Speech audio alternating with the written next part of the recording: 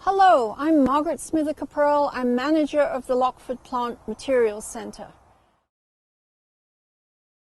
I'm really excited because today we held our first drone seeding at the Plant Materials Center.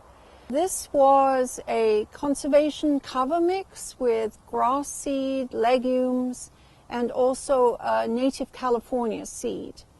The purpose is really a mix that's being used in vineyards locally for grazing sheep, but we wanted to add the wildflowers to see. So that was one of the reasons. Another reason for holding the study here is that we're going to be holding an advanced cover crop training at the Plant Materials Center in March. We wanted to have the drone seeding first.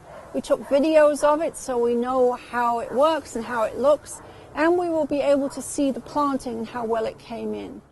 I'm really excited about this technology because for our farmers and growers, actually having a seeder for planting cover crop and native plant seed can be a real barrier to implementing the practice.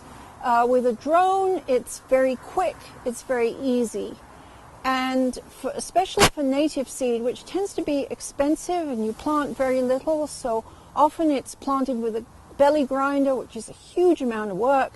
The drone will just fly it on in no time. We planted about, I think, 1/4 of an acre, and it was really minutes to have it all planted. I'm Julia Michaels, and I'm the restoration ecologist for Hedgerow Farms.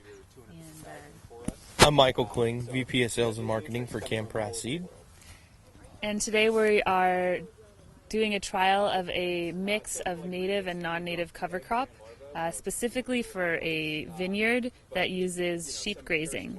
So what we've done is we've taken a standard cover crop mix that has perennials and annuals, and Michael will tell you a little bit more about that in a moment, but we've added in 1% of a native annual flowering wildflower called Phacelia tannacetifolia, Lacey Phacelia.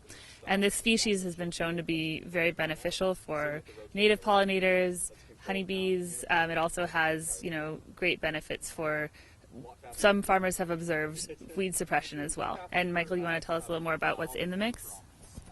Yeah, Julia. So in this mix, there is a good blend of annual and perennial grasses, as well as some clover, subclover, and medic.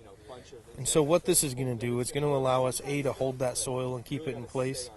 It's going to increase our water infiltration a little bit, as well as maybe provide some carbon capturing and some aspects like that. But more than anything, this mix, 100% of it can be grazed and utilized by those sheep, which then can nutrient cycle that back into the soil. My name's Kevin Hill. I'm with Parabug, and today we're out here with the USDA trying to do a seeding application with one of our drones.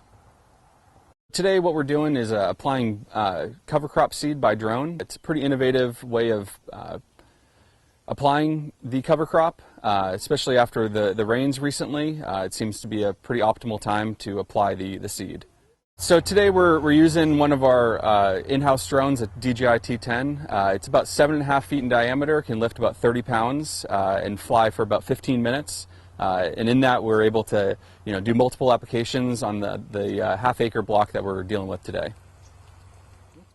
Seeding by drone is definitely the future of agriculture. It saves time and money, much more uniform application than doing it by hand. It sure beats walking through the field and doing it by hand as well.